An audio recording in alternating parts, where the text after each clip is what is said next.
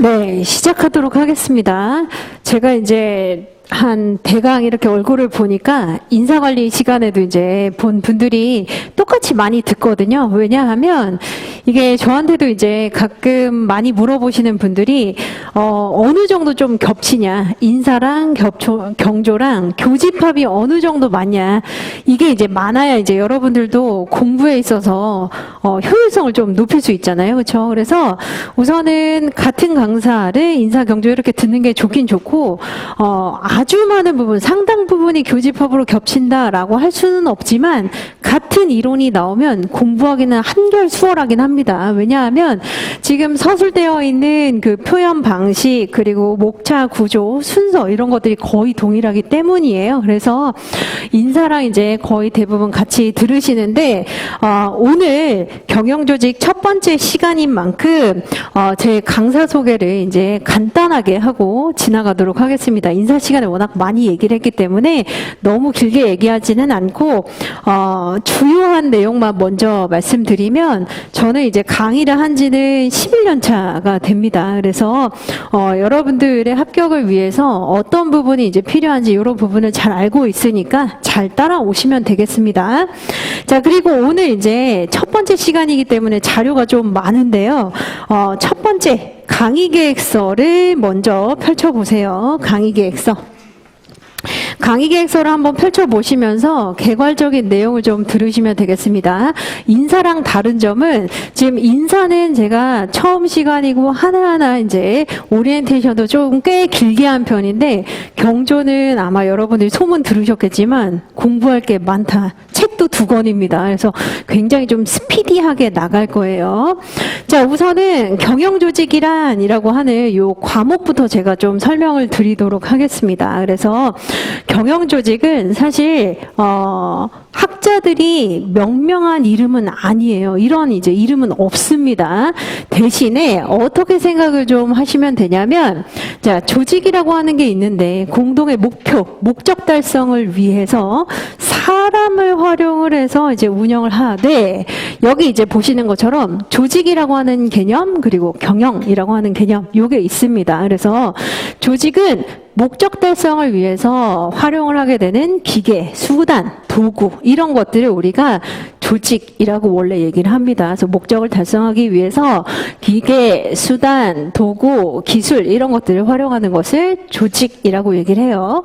자, 그리고 이제 경영이라고 하는 것은 사실 이 유래가 어디에서 온 거냐면 말을 여러분들이 다뤄보신 경험이 있는지는 모르겠는데 말이 사실은 정말 다루기 까다로운 동물이라고 많이 얘기를 하거든요. 그래서 사실 이리 갈 수도 있고 저리 갈 수도 있고 날뛸 수도 있잖아요. 그래서 말을 요리조리 잘 다룬다라고 하는 매니지먼트가 바로 홀스 라이딩을 어떻게 관리하는지에서 이제 온 겁니다. 그래서 요거를 한번 통합을 해보면 목적을 달성하기 위해서 기계, 도구, 수단 여러 가지 자원들을 어떻게 한다? 까다로운 말을 다루듯이 잘 관리하는 것. 이것을 이제 우리가 경영조직이라고 얘기를 하는데, 요런 이제 명칭을 가지고 있는 과목은 없고, 통상 여러분들이 이제 학부 과정에서 경영학에서는 조직행동론이라고 하는 개인을 대상으로 개인의 성격이 왜 그런지, 태도는 어떠한지, 감정 상태는 어떠한지, 동기부여 정도는 어떠한지 이런 것들을 이제 다루는 미시 행동론이 있고, 그리고 거시적으로 조직의 양태나 구조나 모습이나 설계를 어떻게 해야 되는지를 보는 거시 조직론이 있습니다. 그래서 요거를 이제 통합해서 우리가 노무사 과목으로 2차 과목으로 경영조직 이렇게 부르고 있어요. 그래서 원래 경영학과에서 경영조직이라고 하는 학문 과목은 없다. 하지만 여러 가지를 우리가 합쳐가지고 이렇게 부르고 있습니다. 자, 여러분들은 어떤 것으로 이제 그 강의를 공부를 하게 되냐면 조직행동연구 백기복 교수님 요 교과서를 가지고 먼저 공부를 하게 됩니다. 지금 이제 보니까 데프트 교수님 교과서를 가지고 오신 분도 있는데 지금은 공부하지 않아요. 데프트 교수님 교과서는 제가 다음에 이제 가지고 오세요 라고 할 때 가지고 오시면 됩니다. 그래서 당분간은 요것만으로 이제 진행을 한다 이렇게 보시면 돼요. 그래서 오늘 이제 조금 어깨가 무거우시겠지만 요거는 이제 집에다가 좀 가지고 가 계시고 나중에 가지고 오시면 됩니다. 그래서 백기복 교수님 교과서 마찬가지 한번 차례를 크게 한번 볼까요? 어떻게 구성이 되어 있는지를 알아야 우리가 뭘 공부를 하는지를 알 수 있겠죠. 자, 그래서 차례 한번 보도록 합시다. 자, 차례는 소문자 로마자로 7페이지에 있습니다. 그래서 자, 1부 그리고 다음 페이지에 보시면 2부 그리고 쭉 한번 넘겨보시면 자, 소문자 로마자로 12페이지에 3부 집단 차원 이렇게 되어 있죠. 자, 그리고 끝까지 한번 쭉 넘겨보시면 자, 20페이지에 자, 4부의 조직 차원 이렇게 되어 있습니다. 그래서 크게는 이렇게 1부, 2부, 3부, 4부 이렇게 되어 있어요. 그래서 개요는 똑같아요. 인사랑 똑같이 개괄적인 부분, 조직이 뭐고 사람이 뭐고 뭐가 중요하고 우리가 어떤 걸 공부할지 어떤 학문이 여기에 개입이 되어 있는지 이런 것들이 이제 가볍게 터치하고 지나가고 자 2부부터 한번 보시면 지금 뭐가 있죠? 공통적으로 나와 있는 게 있을 겁니다. 그렇죠? 그래서 한번 제가 표시를 해볼게요. 개인 차원에서의 여러 가지 연구, 그리고 집단 차원에서의 여러 연구, 조직 차원에서의 연구라고 하는 이게 지금 조금 다르죠. 그렇죠? 그래서 설명을 좀 드릴게요. 자, 조직에는 구성원 한 명이 있을 겁니다. 물론 한 명만으로 구성되어 있는 건 아니고 개별적인 구성원들이 이제 특정 목적을 위해서 모여 있긴 한데 개별 구성원 한 명의 여러 가지 지금 여기 나와 있는 자 어떤 지각 상태, 지금 감정은 어떠한지, 어떤 태도를 보이고 있는지, 능력 상태는 어떠한지, 동기부여 정도는 높은지 낮은지, 그리고 어떤 철학과 가치관 가지고 있는지, 그리고 성격이 뭐가 지금 문제인지, 뭐가 좋은지 이런 것들이 이제 하나하나 살펴보는 게 2부에서 공부를 하는 것들이에요. 그래서 이걸 외우실 필요는 없고 쉽게 이해하기 위해서 이렇게 보시면 됩니다. 조직 생활을 아마 하신 분도 있고 안 하신 분도 있는데 최소한 아르바이트는 해보셨을 거예요. 그렇죠? 그래서 아르바이트를 하다 보면 하다못해 편의점에서 여러분들이 일을 하시다 보면 편의점주 점장이라든지 점주라든지 아니면 나랑 이제 교대 근무를 하게 되는 다른 동료를 한번 생각을 해보세요. 자, 그 사람들 다 조직에 속해 있는 개별 구성원이죠. 그렇죠? 그 사람들이 왜 저렇게 행동을 할까? 왜 저런 태도를 보일까? 성격이 좀 이상한 것 같아. 또는 저 사람은 동기부여가 전혀 안 돼 있어. 또는 여기 보시는 여러 가지 이런 변수들을 한 번쯤은 적용을 해본 적이 있을 겁니다. 그래서 왜 그런 행동을 하는지에 대한 원인을 밝히는 거예요. 성격 때문에, 태도 때문에, 능력 때문에, 동기부여 때문에, 감정 때문에 이런 것들을 한번 학문적으로 심리학이나 사회학이나 정치학이나 인류학이나 이런 것들을 개입해서 이런 것 때문에 저 사람의 행동이 이렇게 드러나는 거야 라고 공부를 해보는 게 개인 차원 연구입니다. 그래서 사실 되게 어려워 보이긴 하지만 하다 보면 재밌어요. 재밌길 원합니다. 그래서 재밌기도 해요. 대부분 이제 너무 앓는 소리 많이 하시는 분들이 있는데 경영조직은 공부하다 보면 우리 팀장이 그래서 사이코였었구나. 그리고 우리 동료가 이래서 그 사람이 일을 잘하는 것이었었구나. 이런 것들이 탁탁 맞아 떨어지면서 그렇구나. 이렇게 이해하게 되는 게 많습니다. 자, 그 다음에 이제 집단 차원이에요. 집단이라고 하는 것은 2명 이상이 특정 목적을 위해서 그룹을 구성을 해 있는 것을 우리가 집단이라고 하잖아요. 자, 쉽게 한번 생각을 해보시면 아무리 작은 집단, 그룹이라 하더라도 그 안에 2명 이상 있으면 뭐가 생기죠?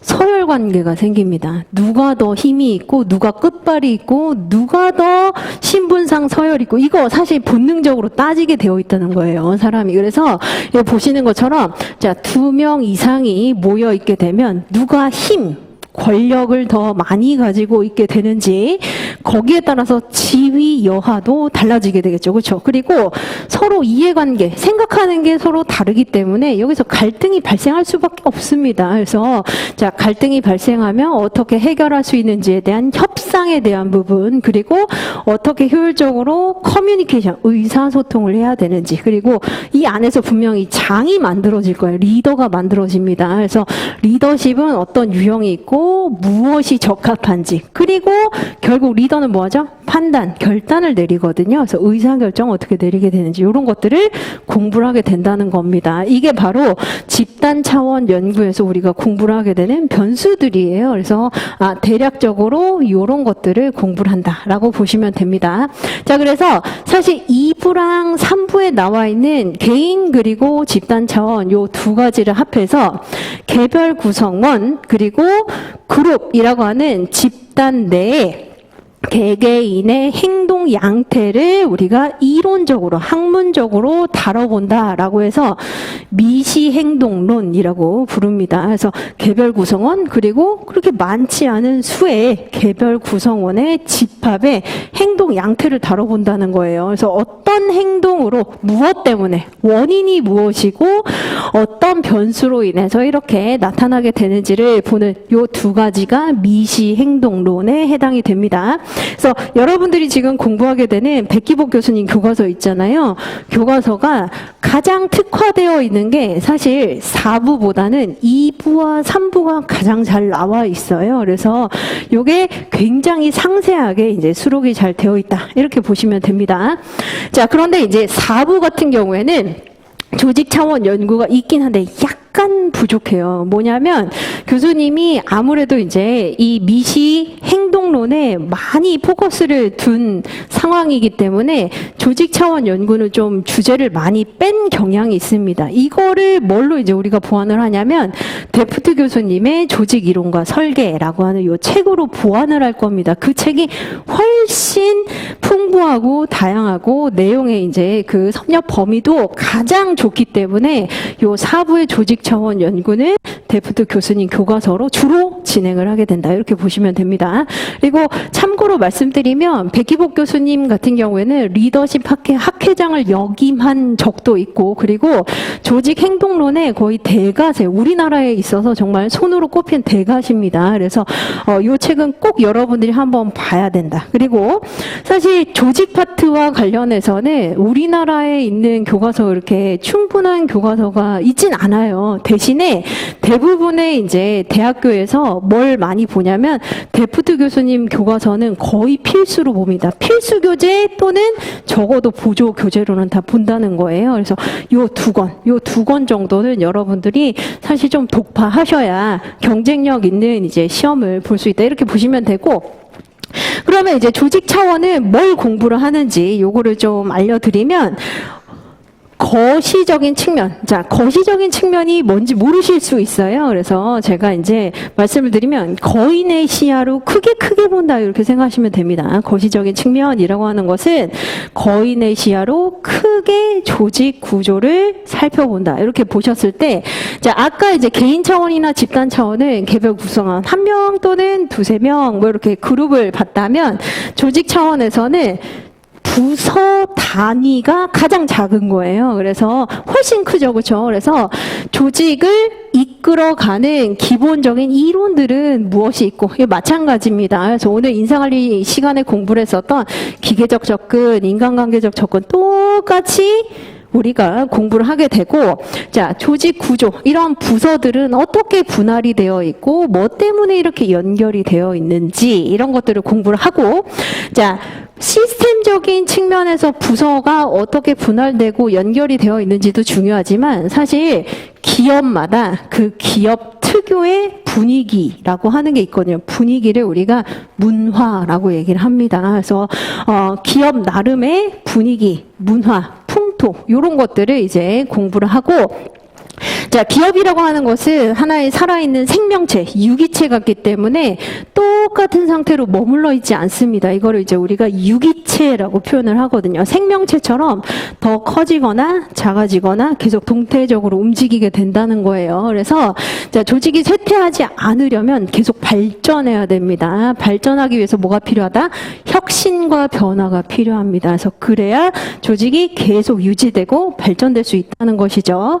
자, 그렇게 하기 위해선 뭐 해야 된다? 사람한테도 투자하듯이 조직한테도 투자를 해야 돼요. 이게 이제 조직 개발 개발입니다. 그래서 요 파트에 대해서 이제 조직 차원 연구에서 이제 공부를 하게 되는데, 우선은 비중을 좀 알려드리면 개인 차원, 집단 차원은 되게 자잘자잘한 소주제들이 많아요. 그래서 소주제들을 여러분들 약간 벽돌 깨기처럼, 도장 깨기처럼 하나하나 이렇게 독파한다, 이렇게 생각하시면 되고, 약간 조직 차원 같은 경우에는 거인의 시각으로 넓게 본다라고 했었잖아요. 그래서 이 안에서 다른 이제 개인이나 집단 차원의 연구가 더 유기적으로 연결이 될 수가 있습니다. 그래서 사실 조직 차원 연구가 공부하기가 약간 좀 까다롭긴 하지만, 그래도 여러분들이 이것을 이제 공부를 전혀 못할 건 아닙니다. 그래서 하나하나 차분히 이제 보시면 되고, 여기에서 이제 특히 제가 타 과목과의 차이점을 알려드리면, 법학은 당연히 제가 말씀드린 루틴이 있어요. 루틴대로 공부를 하시면 되는데,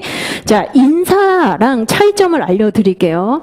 인사 같은 경우에는 실용학문입니다. 실용학문. 즉, 지식을 가지고 이런 상황에 그게 적용이 될까 안 될까, 이런 것들을 직접 적용을 해본다는 거예요. 그래서 실용. 그러니까 어떤 제도가 있다. 성과 평가라는 제도가 있는데, 이런 환경에서는 맞을 수도 있고 저런 환경에서는 안 맞을 수도 있고, 이게 둘 다 답이 될 수 있다는 거예요. 어떤 배타적인 정답이 아니라는 건 없습니다. 논리가 맞으면 돼요. 그런데 경영조직은 답이 있어요. 답이 정해져 있다는 겁니다. 그래서 이럴 수도 있고 저럴 수도 있고 라고 하는 건 그렇게 많지가 않습니다. 왜냐하면 기출문제 제가 이번 영순한테 한번 드릴 거예요. 그래서 기출문제 한번 보시면, 자, 이런 경우에 어떻게 할 수 있는지를 논하시오, 방향을 설계해 보시오, 이런 거 묻지 않고 어떤 학자의 뭐 얘기해 보시오, 이렇게 말을 합니다. 학자의 연구는 우리가 꾸며내는데 약간 한계는 있어요. 그렇죠? 그렇기 때문에 특히 이번에도 토마스 킬만 라힘의 어떤 모형에 대해서 서술해 보시오라고 하는데, 그 모형을 모르면 쓰는데 약간 한계가 있겠죠. 그렇죠? 근데 인사는 그렇게 물어보지 않아요. 누구의 뭘 써보시오, 이게 아니라 이런 상황에서 어떤 제도를 쓸 수 있는지 한번 서술해 보시오, 요것이 있기 때문에 약간 오픈형이라는 거예요. 그래서 개방형으로 이것도 맞고 저것도 맞고 논리가 맞으면 된다. 그런데 경영조직 같은 경우에는 학자가 좀 중요하긴 합니다. 그래서 최근에 이제 트렌드가 학자 위주로 묻고 있어요. 그래서 학자 위주로 여러분들이 요 연구를 잘 정리를 하시면 되는데, 근데 무지성 암기라고 하죠. 그냥 누가 뭐라고 했다, 이렇게 공부하면 정말 재미가 없고 잘 공부도 안 되고 의미가 없습니다. 그래서 제가 최대한 이 사람은 어느 정도 시대의 사람이고 뭐 때문에 이렇게 연구를 하게 됐는데 이런 결과를 얻게 됐다라고 알려드릴 테니, 그거를 이제 연상을 하시면서, 그리고 제가 이제 전자칠판을 쓰니까 최대한 그 관련된 내용이나 사진 이런 것들을 계속 보여드릴 거예요. 그러면 시각화가 되면서 잘 잔상에 남거든요. 그래서 그렇게 정리를 하시면 되겠습니다. 그래서 경영조직은 실용 과목이 아니라 이론 과목이다. 그래서 학자가 어떤 연구를 하게 됐는지를 계속 이렇게 축적해 나가시면 되겠습니다. 마찬가지 시행착오를 줄이는 공부 방식이, 제가 이거 인사 시간에도 말씀드렸어요. 인생 이모작이야. 그래서 나는 완벽한 공부를 하겠어. 안 됩니다. 지금 완벽한 공부 안 돼요. 근데 다 어떻게 한다? 완벽한 공부를 하기 위해서 진도가 안 나간다는 겁니다. 마치 예를 한번 들어보면, 자, 여러분들 옛날에 이제 수학의 정석 시대가 아닐 수도 있습니다. 저는 정석 시대여서 이제 정석으로 말씀드리면 집합만 열심히 공부를 해요. 그렇죠? 거기만 시커멓고 나중에 맨 마지막에 나오는 지수, 로그, 그리고 확률, 이거 공부 안 하게 되죠. 그런 것처럼 그렇게 하시면 안 되고, 우리 시험은 끝을 찍어야 돼요. 끝까지 여러 번을 봐야 됩니다. 그렇기 때문에, 자, 종적 접근으로 시간의 흐름에 따라서 우선 크게 빨리 탁탁탁탁탁탁 찍고 끝을 찍고, 다시 또 와서 이제 볼 때는, 자, 횡단적인 접근으로 이 학자 정확하게는 기억 안 나지만 이번에 한번 조금 더 딥하게 깊이 있게 공부해 보겠어 라고 하면서 이런 식으로 계속 살을 붙여 나가시는 공부, 이게 반복이 돼야 돼요. 그래서 사실 전문직 시험 그리고 서술 시험은 반복이 핵심입니다. 그래서 이렇게 공부하시는 게 좋다라고 말씀을 드리고, 자, 그 다음에 이제 경영조직 체계에 대해서 제가 말씀을 드릴게요. 이거는 외우시는 게 아닙니다. 자, 우선은 여러분들이 대략적으로 개인, 집단, 조직 이렇게 구성이 되어 있구나라고 하는 거는 지금 이제 설명을 들으셨기 때문에 아마 아실 수 있는데, 아까 제가 얘기를 했었던 다양한 주제, 소주제들이 왜 이렇게 되어 있는지는 좀 이해가 안 가실 겁니다. 그냥 여러 가지 공부하는 거 아니야 이렇게 생각할 수 있는데, 자, 경영조직이라고 하는 게 하나의 과학 학문입니다. 과학 학문. 자, 과학이라고 하는 건 뭘 의미하는 거냐면 현상을 우선은 묘사하면서 관찰을 해요. 그래서 자, 여러분들이 이러한 현상에 대해서 나는 이걸 이렇게 진단하고 문제점을 해결하기 위해서 어떻게 해야 되는지 이걸 보려면 면밀하게 묘사하고 관찰을 하는 게 선행되어야 됩니다. 그게 첫 번째 나온다는 거예요. 그래서 자, 묘사하고 기술하는 거. 이거 이제 영문 한번 보시면 describe 또는 description 이렇게 되어 있는데 이게 뭐죠? 있는 사실 그대로를 그림으로 그려본다는 겁니다. 지금 이런 게 있더라. 예를 한번 들어보죠. 자, 개인 수준에 있어서 사람들이 다 똑같지 않더라. 다 다르더라. 이질적이더라. 자, 그리고 사람들이 같은 사실 세계에 대해서도 그대로 똑같이 100으로 받아들이는 게 아니라 인지, 지각하는 게 다 다르더라. 묘사하는 겁니다. 자, 집단에 있어서도 자, 집단이라고 하는 게 있고 팀이라고 하는 게 있는데 어느 정도 교집합이 있긴 하지만 시너지가 더 나는 것은 팀이더라. 왜냐하면 서로 다른 기술을 상보적으로 상호 보완적으로 서로 백업을 해줄 수 있기 때문에 팀이 더 시너지가 난다고 관찰이 되고 묘사할 수 있겠더라. 이렇게 볼 수 있습니다. 자, 조직 수준에 있어서 이론적인 부분도 마찬가지. 어떤 학자가 실증 연구를 통해서 나름대로의 어떤 진리를 탐구를 했어요. 요거를 있는 그대로 이제 묘사, 기술, 관찰한 것이 여기에 해당이 됩니다. 그래서 이런 것들이 이제 있고, 자, 여기서 끝나서는 안 되고, 그러면 이러한 현상을 기반으로 해서 인과관계를 우리가 좀 생각을 해볼 필요가 있어요. 왜 그런 일이 벌어졌고 그리고 앞으로 어떻게 될지 인과관계를 설명하고 예측하는 활동도 수반이 되어야 됩니다. 이거를 이제 다루는 여러 가지 변수들이 있어요. 그래서 왜 누구는 성과가 나고 누구는 성과가 나지 않을까? 그 이유는 성격 때문이야. 가치관 때문이야. 태도가 적극적인 태도 때문이야. 그렇지 않은 태도 때문이야. 동기부여가 많이 되어 있어서 적게 되어 있어서 갈등이 많으니까 성과가 적게 나. 협상이 잘 됐으니까 성과가 많이 나. 조직 정치가 판을 치니까 조직 전체의 성과가 떨어져. 이런 것들을 이제 인과관계를 파악을 한다는 겁니다. 자, 그리고 나서는 맨 마지막이 뭐냐면 조직이 원하는 방향으로, 바람직한 방향으로 변화시킬 수 있어야 된다는 거예요. 그래서 자, 그걸 우리가 통제활동이라고 얘기를 합니다. 그래서 개인은 어떻게 하죠? 학습을 시키는 겁니다. 계속 이제 반복적인 경험, 훈련을 통해서 최대한 조직이 바라는 방향으로 만들어주는 것을 학습을 시킨다거나, 자, 집단 수준에 있어서는, 자, 집단의 혈액순환이라고 할 수 있는 커뮤니케이션을 원활하게 해서, 요거 문제가 뭔지 파악을 한 다음에 바람직한 방향으로 이전시켜줄 수 있겠죠. 그리고 긍정적인 영향력을 가지고 있는 리더가 그 리더십을 행사를 해서 올바른 방향으로 이끌 수 있을 겁니다. 그리고 판단도 잘하게 만들 수 있겠죠. 뿐만 아니라 조직은 유기체이기 때문에 어떻다?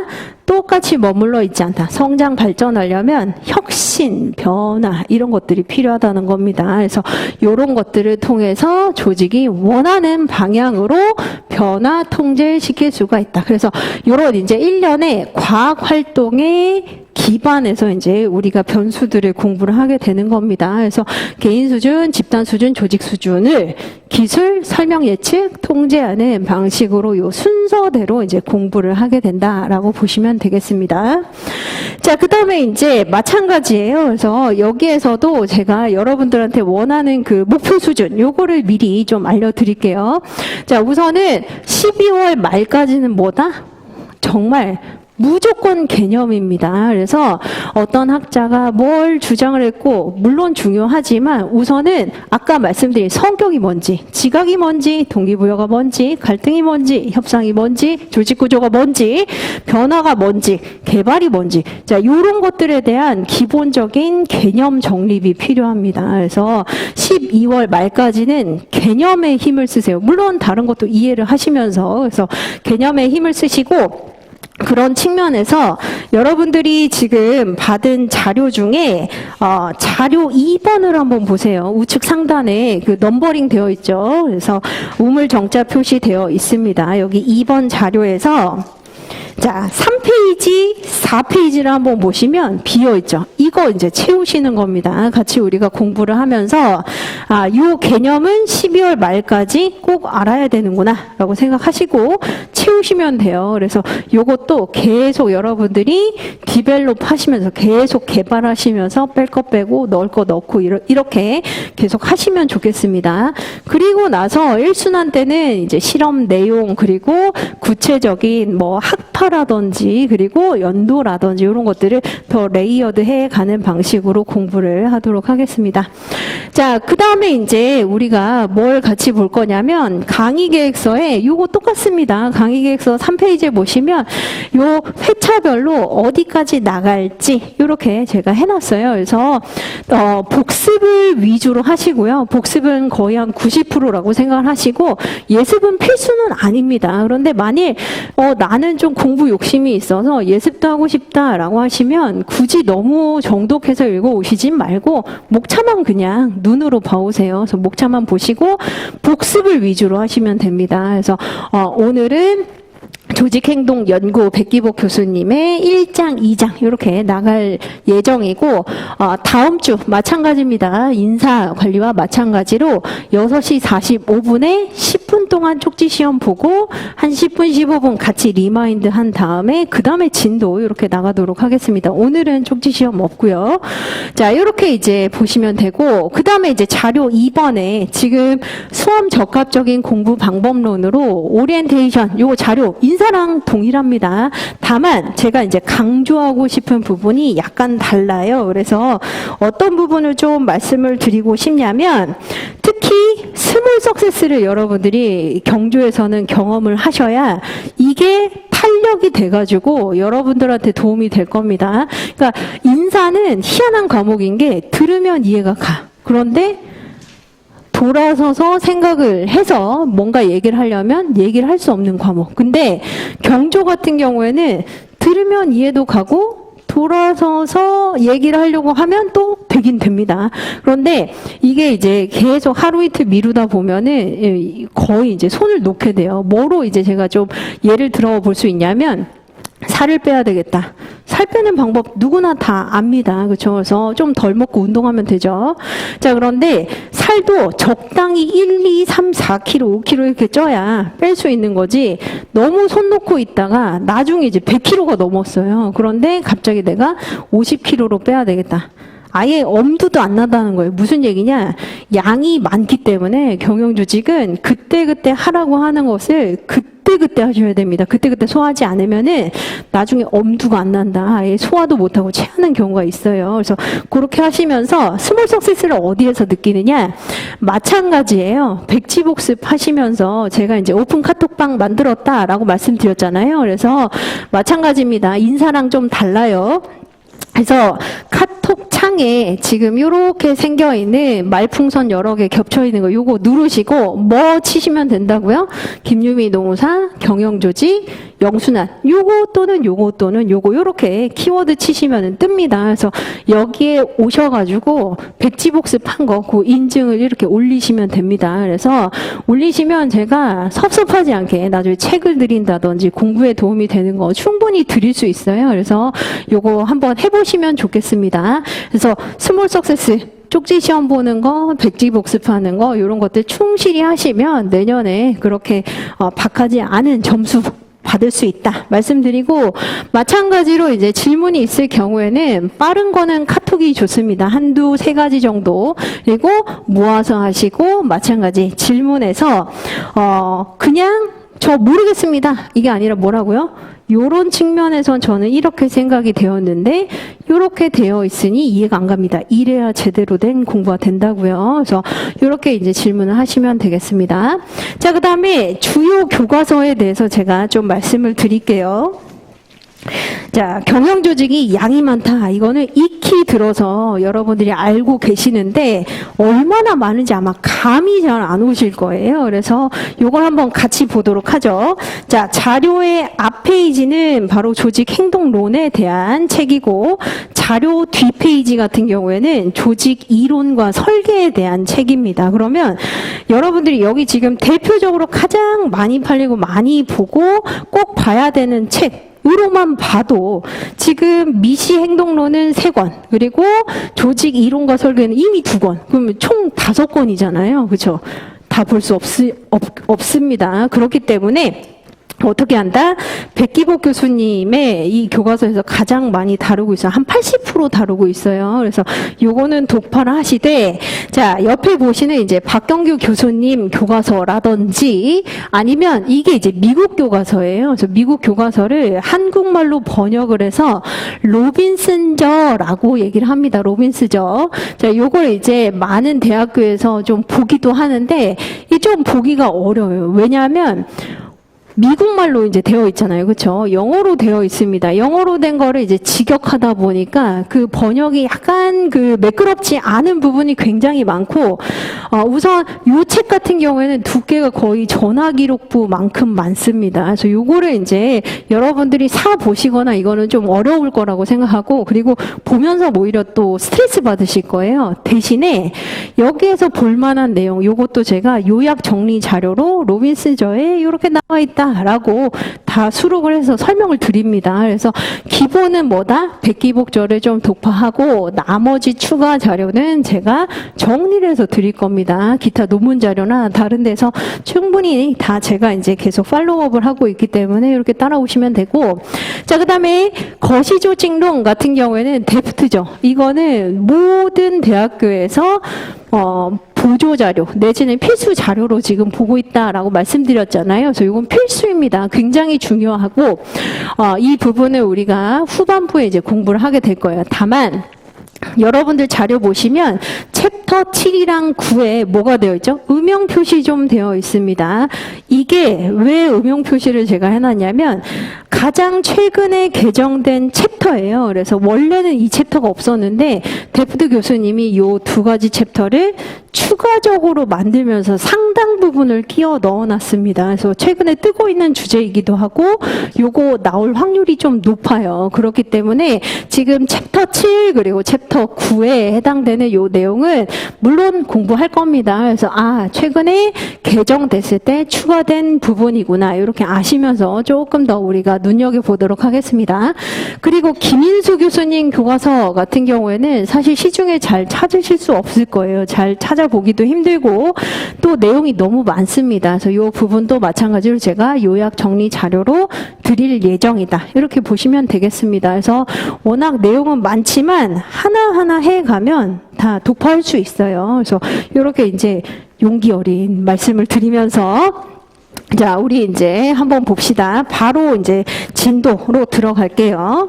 공부할 게 많으니까 1부는 우리가 가볍게 보고 지나가도록 하겠습니다.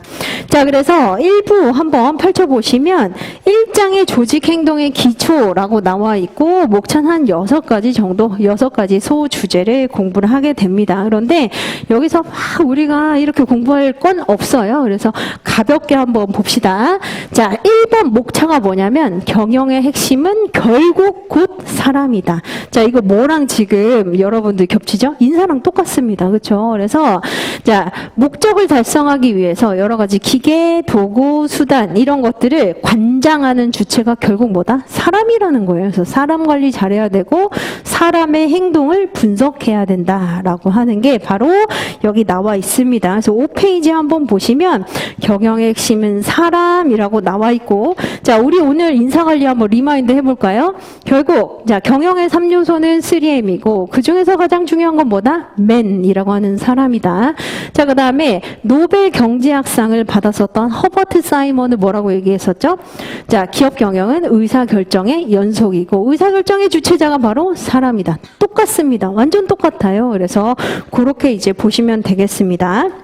그래서 요거는 이렇게 넘어가시고, 자, 그 다음에 이제 7페이지 한번 보세요. 7페이지에 사람들은 조직 생활을 통해서 필요한 것을 얻는다라고 나와 있죠. 그렇죠? 그래서 자, 왜 조직 생활을 하게 되는지 그 이점에 대해서 지금 설명을 하고 있습니다. 그래서 조직 형성의 이유라고 생각을 하시면 되겠어요. 조직 형성의 이유. 요거 옆에 써두시면 좋겠죠. 결국 조직 생활을 통해 얻는 것의 또 다른 말은 자, 조직 형성의 이유를 얘기를 하는 겁니다. 어떤 메리트가 있기 때문에 이제 형성을 하게 되느냐. 자, 두 번째 줄 보시면은 경제적인 이유가 있다는 겁니다. 경제적 안정을 얻는다. 그렇죠? 그래서 우선 어떤 집단이나 조직에 소속을 하게 되면 경제적인 보상이 생기게 되고, 자, 이러한 보상을 받으면서 심리적인 소속감을 느끼게 되기 때문에 형성을 하게 된다. 이렇게 볼 수 있겠죠. 그렇죠? 그래서 경제적인 보상을 얻고 소속감을 얻을 수 있기 때문에 그래서 조직 생활을 하게 된다. 자, 그 다음에 동그라미 2번 같은 경우에는 요거 이제 한번 보세요. 동료나 부하, 상사와 원활한 인간관계를 형성함으로써 사회적 욕구를 충족시킬 수 있다라고 나와 있습니다. 자, 사회적 욕구는 또 다른 말로 교류 욕구라고 생각하시면 돼요. 교류 욕구. 교류 욕구. 내 의견, 감정 이런 것들을 같이 공유하면서 주고받는 욕구가 있다는 겁니다. 이게 교류 욕구예요. 나중에 우리가 매슬로우의 욕구 단계설을 공부를 하게 되는데 매슬로우의 욕구 단계설이 5가지로 구성이 되어 있습니다. 자, 맨 밑에 이제 저차원적 욕구 중에 하나는 생리적 욕구예요. 생리적 욕구. 생리적 욕구. 자, 그래서 생리적 욕구라고 하는 것은 우선은 갈증 날 때 물 마시고 싶어 하는 거, 그리고 배고플 때 음식 먹고 싶어 하는 거, 잠이 올 때 잠을 자고 싶어 하는 거, 이런 것들이 가장 근본적인 생리적 욕구입니다.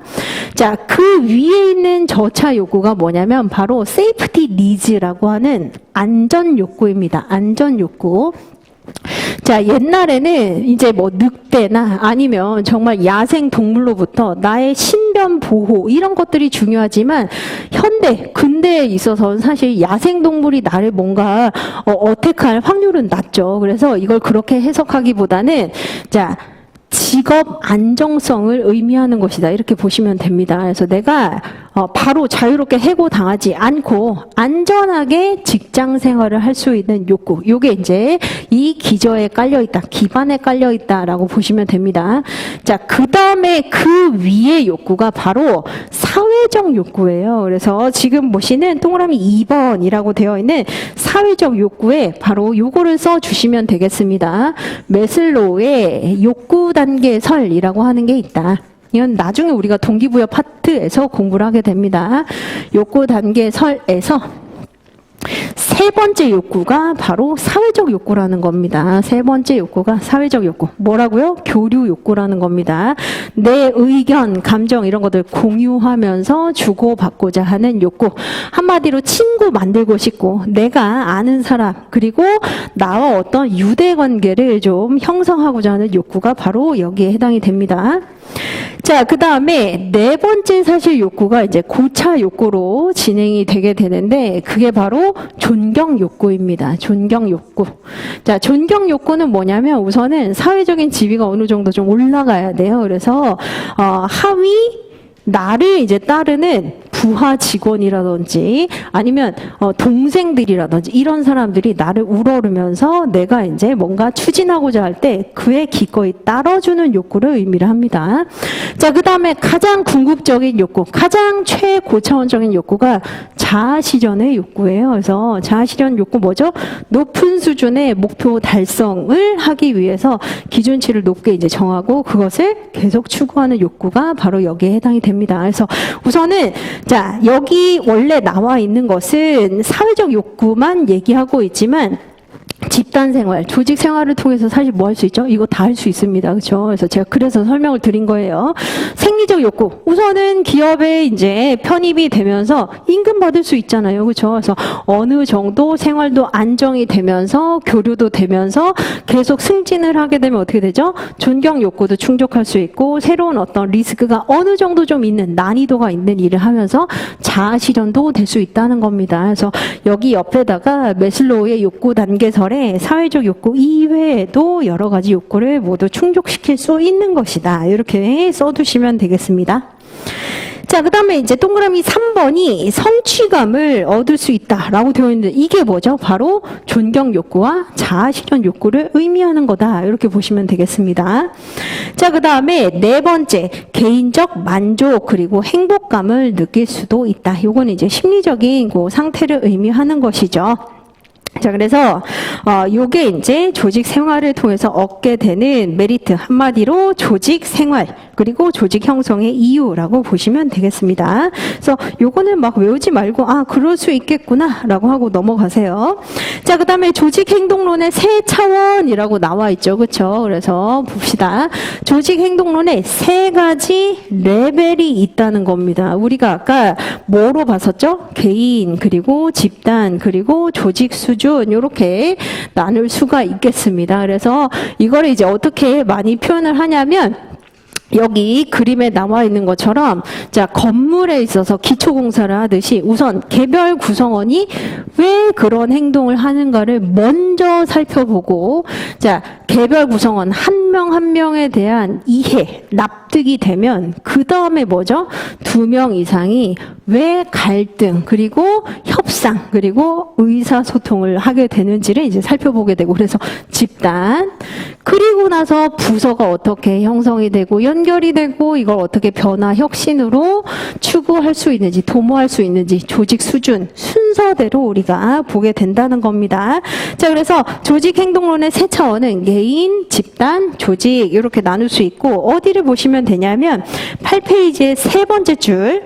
자, 크게 기대했던 선수 한 명이 기대만큼의 성과를 내지 못하는 경우 이건 뭐죠? 개별 구성원의 문제죠. 그래서 개인 차원의 문제.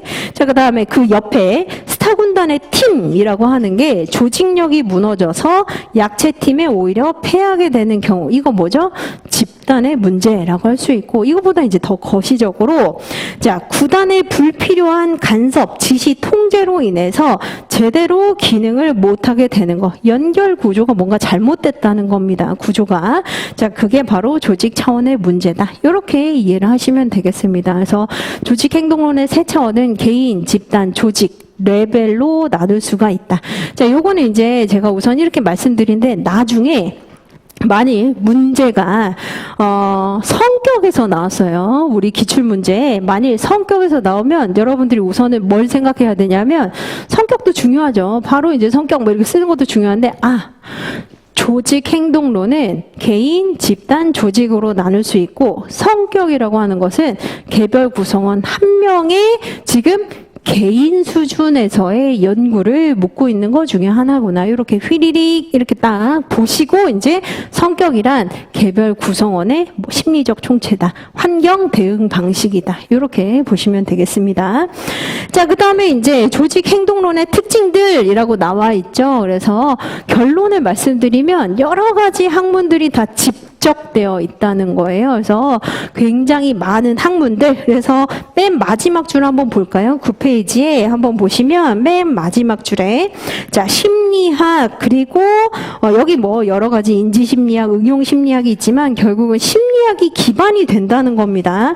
자, 심리학이라고 하는 것은 생물체의 의식과 행동을 연구하는 학문입니다. 의식 구조가 지금 어떻게 돼서 그게 행동으로 발현이 되는지 이것을 연구하는 과학적으로 연구하는 경험과학이 바로 심리학입니다. 자, 이 외에도 다음 페이지 한번 넘겨보시면은 두 번째 문단에 집단 차원에서는 2명 이상이 만나잖아요. 이해관계가 상충이 됩니다. 자, 그러면서 뭐가 이제 문제가 된다? 사회학이나 정치학 같은 것들이 이제 개입이 된다. 사회학이라고 하는 것은 사회적 존재로서 어떠한 행동 행동을 하게 되는지를 이제 보는 겁니다. 그래서 사회 구조나 의사 결정 과정이나 여러 가지 문제, 이슈들을 어떻게 해결하는지를 보는 게 사회학이에요. 그래서 요거를 여러분들이 공부하실 필요 없어요. 사회학의 개념 이거 공부하실 필요 없고, 여러 명이 모이다 보니까 어떻게 문제 해결을 하게 되는지 이런 것들을 연구를 하게 된다라고 보시면 됩니다. 자, 그 다음에 이제 맨 마지막에 그 10페이지에 세 번째 문단 한번 보시면, 자, 조직 행동론의 조직 차원의 주제들은 사회학은 기본으로 깔고 가고 인류학까지도 이제 같이 접목시켜서 해석을 하게 된다. 인류학이라고 하는 것은 인류나 문화의 그 기원을 한번 연구를 해보는 학문이 여기에 해당이 됩니다. 그래서 인류를 연구하고 특징을 연구하고 그 문화의 기원을 연구하는 것이다. 그래서 결국 다양한 여러 가지 학문들이 총체적으로 총집합되어 있구나. 이렇게 보시면 되겠습니다. 자, 그 다음에 이제 여러분들이 봐야 되는 조금 중요한 내용이 있어요. 그게 바로 뭐냐면, 자, 11페이지에 자, 상황에 따라 효과가 달라진다라고 나와 있죠. 자, 이것을 뭐와 함께 보시면 되냐면 요약 정리 자료의 2페이지 맨 마지막 그 박스 부분을 좀 보시면 좋겠습니다. 오늘 이제 별도 자료로 요약 정리 자료 제가 나눠 드렸죠. 그렇죠? 그래서 요거 자료에서 2페이지 한번 보시면, 자, 변수라고 하는 게 나와 있을 겁니다. 변수라고 하는 게 나와 있어요. 자, 변수라고 하는 걸 이제 여러분들이 앞으로 많이 흔하게 듣게 되실 텐데, 이게 뭐고 왜 필요하고 어떻게 우리가 쓰임새가 있는지 이걸 공부를 할 필요가 있겠습니다. 자, 변수라고 하는 것은 여기 한번 개념을 보죠. 여러 가지 개념들 중에서 측정할 수 있는 개념을 변수라고 합니다. 자, 그 이유는 뭐냐면 여러분들이 아까 봤었던 성격, 지각, 가치관, 동기부여. 자, 이게 뭔지는 알아요. 대략 뭔지는 알지만 측정할 수 있나요? 성격을 측정할 수 있나요? 가치관 측정할 수 있나요? 또는 동기부여 측정할 수 있나요? 측정할 수 없어요. 그렇기 때문에 측정할 수 있는 상태로 개념 정의를 하는 것을 우리가 변수라고 얘기를 합니다. 자, 측정을 왜 하느냐? 자, 가설을 설정을 하고 이게 맞는지 틀리는지를 우리가 밝혀내기 위해서는 측정이 가능해요. 너무 추상적인 그 단어로 얘기하면 안 되고, 자, 성격이라고 하는 게 무엇을 얘기하는지를 특정해 주어야 이게 측정이 가능하다는 겁니다. 또는 자, 여러분들이 성격은 조금 더 이해가 어려울 수 있기 때문에 공정성에 대해서 한번 제가 얘기를 해볼게요. 자, 조직에서 공정성 관리를 하지 않으면 조직 구성원들이 이탈한다라고 하는 가설이 있다고 칩시다. 자, 공정성 굉장히 추상적인 개념이죠. 그렇죠? 공정성이라고 하는 건 뭔지는 알겠어요. 일 많이 한 사람, 잘하는 사람한테 보상을 많이 해주고 그렇지 못한 사람에게는 보상을 반대로 안 해주는 거죠. 하지만 공정성이 있다, 없다, 높다, 낮다 이거를 어떻게 표현하죠? 표현하기 굉장히 애매하단 말이에요. 그렇기 때문에 자, 이것을 공정성이라고 하는 것을 나는 어떻게 본다라고 하는 조작적 개념이라고 하는 개념을 범위를 정해주는 겁니다. 그렇게 하게 되면 자, 한 만큼 보상받는다라고 인지하는가? 라고 하면 뭔지 알겠다라고 하면서 이거를 점수화할 수 있다는 거예요. 이렇게 변수를 계량적으로 측정할 수 있어야 가설을 설정을 하고 그 가설이 맞는지 아닌지를 설문지를 통해서 또는 면접을 통해서 증명을 할 수 있다는 겁니다. 그래서 변수라고 하는 건 뭐라고요? 추상적인 개념을 측정할 수 있도록 정의를 하는 게 변수입니다. 그래서 우리가 알고 있는 지금 모든 그 개념들은 다 추상적이에요. 그렇죠? 그래서 공정성, 성격, 가치관 다 추상적인 내용입니다. 이걸 어떻게 볼 것인지 범위를 구획해 주는 거, 뭘로 측정할 것인지를 우리가 정해 주는 거. 이게 변수이다. 자, 그런데 이제 중요한 게 뭐냐면 자, 요약 정리 자료 3 페이지를 보세요. 이게 굉장히 중요합니다. 사실 1장에서 다른 것보다 이게 가장 중요하다 이렇게 보시면 되겠습니다. 자, 변수에 대해서 이제 여러 가지 변수의 종류가 있어요. 독립변수, 종속변수, 매개변수, 조절변수가 있습니다. 가장 베이직, 기본은 뭐냐면 독립변수랑 종속변수예요. 자, 독립변수라고 하는 게 뭘 의미하는 거냐면 뒤따라 나오는 결과에 영향을 줄 수 있는 원인 변수를 얘기합니다. 또 다른 말로 원인이 되는 변수예요. 원인이 되는 개념이 바로 독립 변수입니다. 자, 그러면 원인은 결과 앞에 오죠. 그렇죠? 그래서 앞에 오게 됩니다. 그래서 통상 이거를 학자들이 어떻게 표현을 많이 하게 되냐면 이런 식으로 많이 표현을 해요.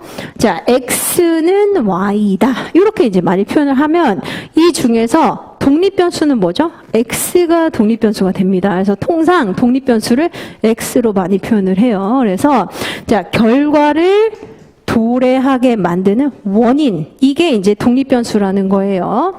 자, 그러면 여기 X에 따라서, 원인에 따라서 자, 영향을 받게 되는 변수, 이게 이제 결과 변수거든요. 이걸 우리가 뭐라고 부르냐면 종속, 이끌려 따라오게 되는 변수라고 해서 종속변수라고 부른다는 겁니다. 그래서 독립변수, 종속변수, 즉 원인 변수, 결과 변수, 이렇게 이해를 하시면 되겠습니다. 자, 그러면 예를 들면 여기 이제 이렇게 나와 있죠. 뭐 예를 들어서 기업에서 보상을 많이 주면 행복지수가 높아진다라고 하면 자, 돈을 많이 주는 것, 이것은 독립변수, 그리고 행복지수, 행복도가 높아진다라고 하는 거 종속변수라고 볼 수 있습니다. 자, 그런데 이런 연구는 사실 너무 심플하죠. 그래서 최근에는 이런 이제 단순한 연구는 되어 있지 않고 자, 좀 더 복잡한 연구를 하게 됩니다. 그게 뭐냐? 바로 이제 쌍가로 3번, 4번을 보시면 됩니다. 자, 매개변수, 조절변수가 있어요. 그래서 매개변수를 미디에이터라고 하죠. 그래서 매개를 한다라고 하는 것은 자, 독립변수가 종속변수에 직접적으로 영향을 미치는 게 아니라 좀 더 논리적인 정교함을 구사하기 위해서 중간에 뭔가가 이걸 이어준다는 겁니다. 그래서 매개변수 옆에다 뭐라고 써두시면 이해가 더 편하냐면 징검다리 변수라고 적어두시면 이해가 편합니다. 논리적인 정교함을 더 명확하게 하기 위해서 물론 그럴 수 있어요. X, Y로 바로 갈 수 있는데 더 정교하게 논리성을 연계하기 위해서 여기 뭘 둔다? 매개변수, 한마디로 징검다리 변수를 두게 된다는 겁니다.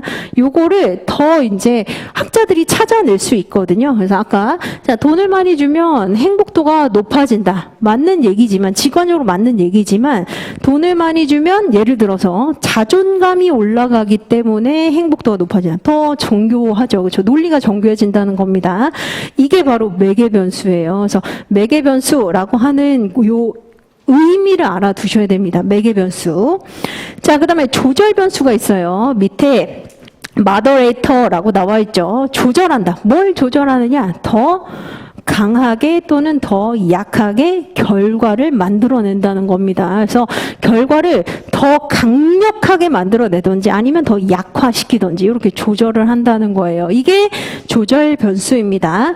자, 그래서 여기 이제 한번 보시는 것처럼 자, 직무에 대해서 굉장히 호의적인 태도, 직무 만족이 있게 되면 생산성은 높아지긴 해. 그런데 자, 우리 호송공장 실험 오늘 공부를 했었잖아요. 그렇죠? 그래서 자, 경청하고 참여 제도를 만들어 주게 되면 어떻게 된다? 생산성이 더 강렬하게 많아진다는 겁니다. 그래서 자, 결과 변수를 더 강하게 또는 약하게 조절해 주는 변수를 우리가 조절 변수라고 하고 이때는 표현을 이 중간에 하지 않고 요 밑에서 화살표 표시를 이렇게 하게 됩니다. 그래서 지금 화살표 표시가 다른 것이 매개 변수는 아까 뭐라고요? 징검다리 변수. 그래서 중간에 매개 변수를 표현을 하고 화살표를 이렇게 표현을 해 주는 것이고 조절 변수는 결과를 경영을 더 강하게 또는 더 약하게 조절을 해주는 것이고, 이것을 통상 학자들이 어떤 방식, 약속된 방식으로 표현한다?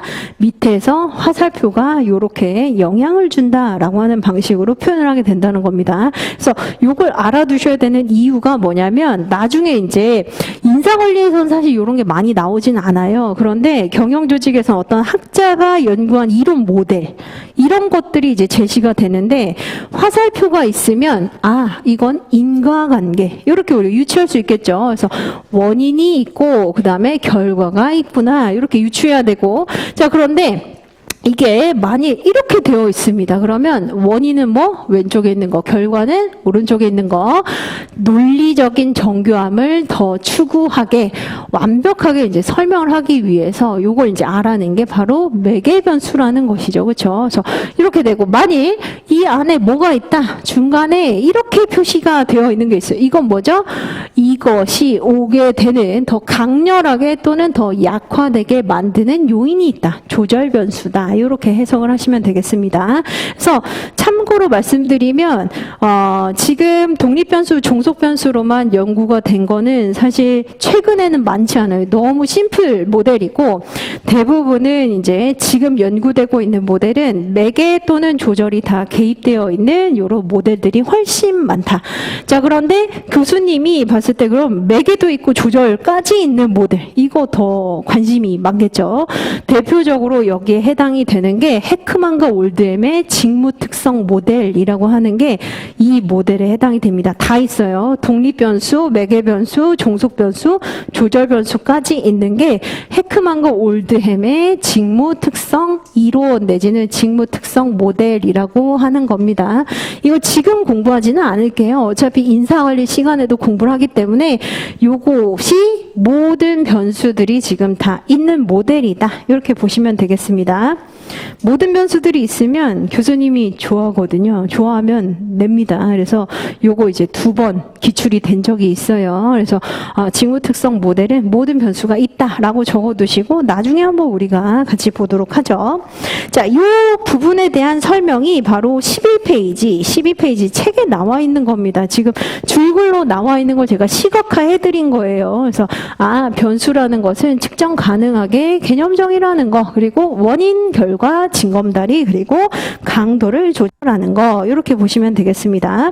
자, 그 다음에 이제 5번째로 한국 기업들의 관리 방식이라고 나와 있습니다. 그래서 한국 기업들은 조직 행동을 어떻게 관리하고 있는가에 대해서 현황에 대해서 지금 써놨는데, 이거는 여러분들이 지금 막 그렇게 공부할 부분은 아닙니다. 약간 미진하다, 발전되는 모습을 더 보여야 된다라고 지금 설명을 하고 있는 거예요. 그래서 아직까지는 좀 미진하구나, 이렇게 보시되, 자, 어디를 좀 보시냐면 15페이지에 한번 책을 보세요. 책의 15페이지의 밑에 부분, 맨 밑에 문단에 밑에서 5번째 줄 한번 보세요.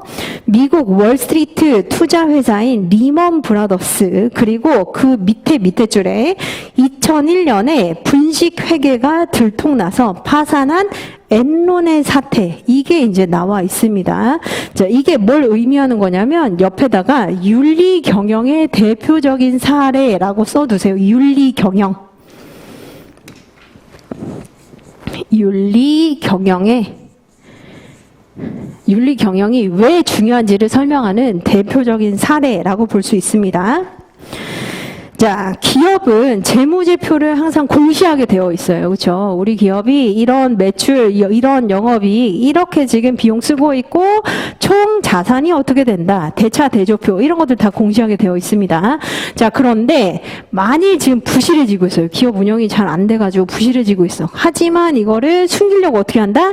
분식 회계를 한다거나 가짜로 이제 주가 조작을 한다거나, 자, 이렇게 되면 가장 큰 문제가 뭐냐면 그 기업이 재무적인 안정성이 괜찮다라고 생각한 일반 주주들이 계속 주식을 사겠죠. 그렇죠? 그러면서 주주들한테 피해가 가고 그리고 그 기업 망하게 되면 어떻게 되죠? 종업원들 다 해고됩니다. 결국은 해고되죠.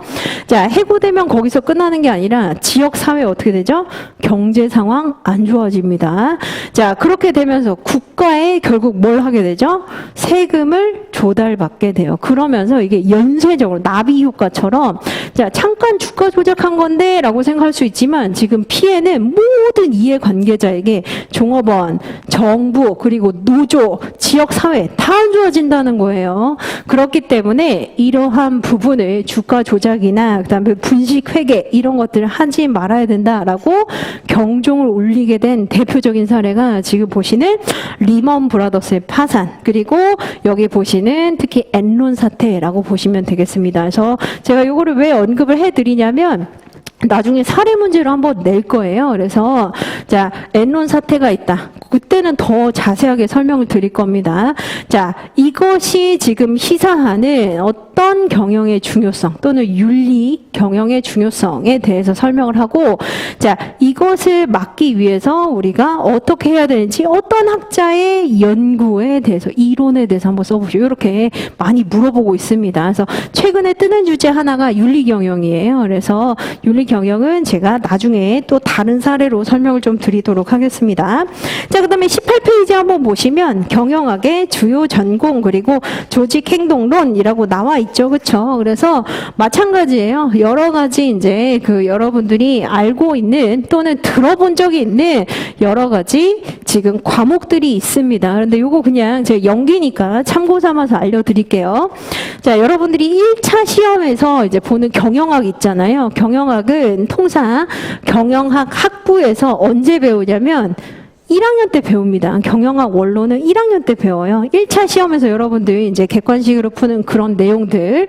자, 이거 1학년 때 공부를 한다. 자, 그 다음에 2학년이 되면 뭘 공부를 하냐면 우선은 1학기, 2학기가 있잖아요. 그렇기 때문에 물론 순서는 바뀔 수도 있는데 지금 우리가 공부를 하는 미시 조직 행동론, 개인의 성격, 감정, 태도, 그리고 집단의 갈등, 협상, 커뮤니케이션, 리더십 이런 것들을 2학년 때 공부합니다. 2학년 때 일반적으로 공부해요. 자, 그리고 다음 학기 때 3학년 또는 2학년 2학기 때 인적 자원 관리론이라고 하는 인사관리를 공부를 해요. 그래서 우선 여러분들이 저한테 많이 물어보는 게 공부를 하다 보니까 이게 겹치는 부분이 있는데 이거는 인사관리 쓰면 안 되는 거 아닌가요? 라고 물어봅니다. 하지만 자, 같은 교수님이 1학기, 2학기 때 자, 경영조직에 대한 부분을 가르치고 인사관리에 대한 부분을 가르쳐요. 그래서 자, 이거는 완전하게 오롯이 경영조직에 대한 부분이고 이거는 완전하게 인사관리에 대한 부분이 이렇게 가르치지 않습니다. 대부분의 교수님들이 왔다 갔다 하면서 범용적으로 가르친다는 거예요. 그렇기 때문에 여러분들이 나중에 문제를 이제 보시고 답안을 쓰실 때 너무 이건 경영조직 이론이야. 이거는 인사 이론. 이렇게 생각할 필요가 없고 과하지만 않다면 즉 너무 모르기 때문에 메꾸는 것으로 보이지만 않는다면 끌어 써도 된다는 얘기입니다. 그래서 경영조직 이론을 인사에 끌어 쓰셔도 되고 인사의 이론이 있다면 그거 끌어 쓰셔도 된다. 자, 그다음에 3학년 때 바로 이제 거시조직론을 공부를 합니다. 그래서 조직 이론 그리고 조직 설계에 대한 걸 공부를 하고 대부분 이제 4학년 때 전략 경영이라든지 국제 경영, 글로벌 경영에 대해서 공부를 하고 이렇게 이제 졸업을 하게 돼요. 그래서 여러분들이 1차는 1학년 때 배우는 거, 그 다음에 2학년, 3학년 때 배우는 게 주로 이제 우리가 2차 시험에서 이렇게 공부를 하는 거다. 이렇게 보시면 되겠습니다. 자, 그래서 우리는 15분 쉬고 이제 바로 2부로 넘어가 보도록 하겠습니다.